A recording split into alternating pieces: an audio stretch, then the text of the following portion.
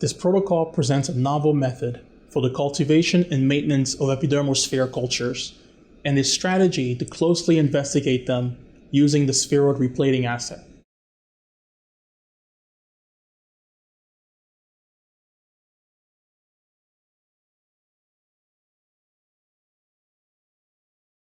Begin by preparing wash medium as described in the text manuscript. In a laminar flow hood, wash neonatal foreskin twice with 5 ml of wash media in a 5 ml conical tube. Then transfer the washed foreskin to a sterile petri dish.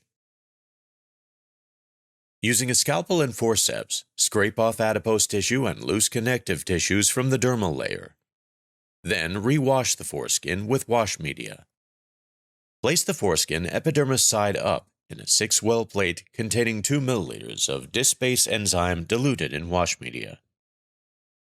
Transfer the plate to an incubator for 4 hours.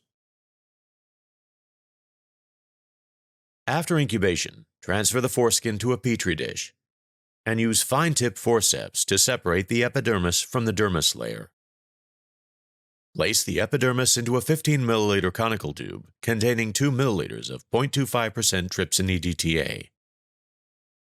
Crush the floating epidermis using a 5 ml serological pipette and incubate it for 15 minutes at 37 degrees Celsius with periodic vortexing for 5 seconds every 5 minutes.